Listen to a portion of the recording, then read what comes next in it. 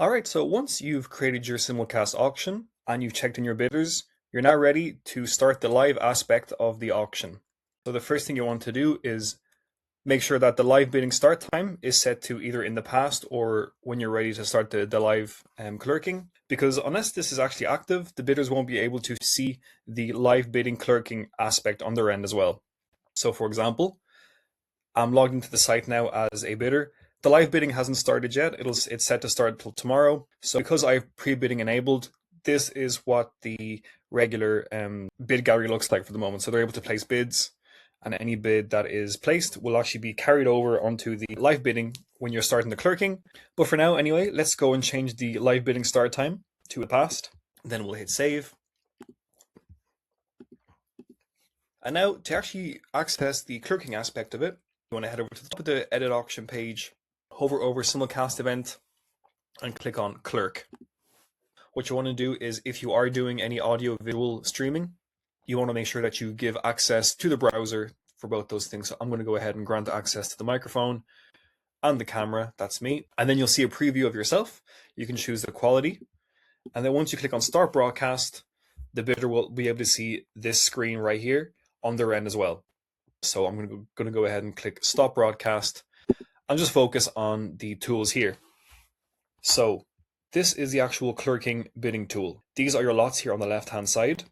In the middle here, you'll have your current bidding options, which will then be more apparent and clear once we actually start the bidding process. And then this is your streaming side here. At the bottom here, you're able to send messages. We have a list of predefined messages that will be sent to the bidders. So for example, if I click on Stay tuned for more live auctions and hit send, I'll go back to the bidder side. And as you can see, this is what they look like, and they can see the messaging here. But for now, let's focus back onto the actual bidding aspect of it. So to open up the auction, you simply click on the lot that you want to open up first by clicking on the open button right here. And then now this is the current live lot on the auction. So if you're doing a hybrid auction and you have both live bidders and online bidders, you can manage that yourself. So for example, if you have any bidders from the crowd in front of you that select a bid, you can either select any of the predefined bids here that do follow the increment of the item on the auction. You click on that, and the current bid will appear here. You can choose another one. It will then update what the crowd bid is. You can also enter a custom amount for a crowd bid. So for example, let's do 200 and click on bid. That is now taken into account. And while that is happening, bear in mind that this is being updated in real time on the bidder side as well. So as you can see, the next increment is 220. And if you were to place a bid as a bidder, they will see a pending bid button here. And then you will actually have the option to either accept the bid by clicking the green button here, or click on reject to refuse the bid.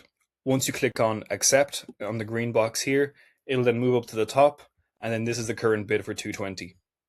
Again, this will update on the bidder side instantly as well. They can either place more bids, or they can counterbid other crowd bids, for example, and keep the bidding war going.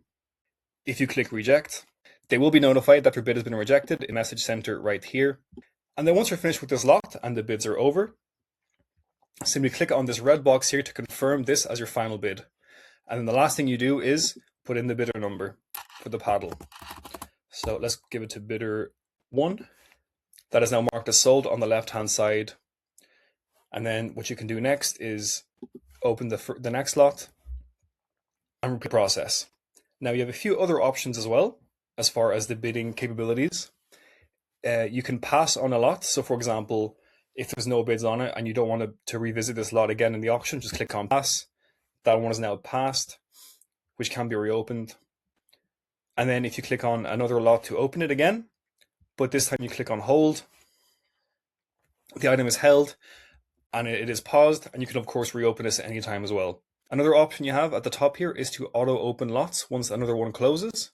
So if you have that turned on, and then we open up this lot here, let's place one crowd bid, mark it as sold, put in the bid paddle number for bidder number, let's say 2, click submit, and then just like that, it's automatically moved on to the next lot down in the list, lot 1005.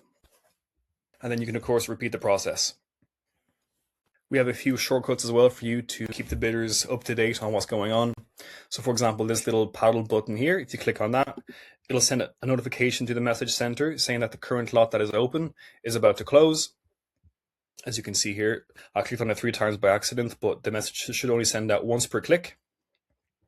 As a bidder as well, I'd like to point out that they can message you directly from the bid gallery. You will receive the message here. You can reply to them by typing in your message here or select from the predefined messages here. You can see which bidders are online. We have an option to do live on the fly clerking as well, if that's how you prefer to operate. So the first thing you want to do is just make sure that whatever auction, or pardon me, whichever lot you have is currently closed. Then now if you click on live on the fly clerking in the top left hand side, what you'll be able to do here is basically add items on the fly. So if they're not already present in the auction that you've uploaded to the website, you can just add another lot here. So test on the fly number 1. You can add your consignor information here, the item or lot's quantity, the sell price, and the paddle number as well of the winning bidder. Once you click on Clerk, that's then added not only in the list here, it is added to the bidder's invoice at the close of the auction. Once you're finished running the auction, you just simply click on Complete Auction, then click on Yes. The auction is now closed. The bidders will be able to see this on their end, saying that the auction is ended. They'll click on OK. They'll be redirected back to the previous view of the auction before the live bidding was opened. And then from here on out, as far as invoicing and closing the auction and doing all the post-auction stuff, it runs the exact same way as a regular timed auction. You have your invoices here, which you can generate, and the bidders will be sent out the emails depending on your setting for the invoices. And then, just carry on the operation as you regularly would from this point onwards. So that's the clerking tool for our simulcast events. Thanks very much for watching.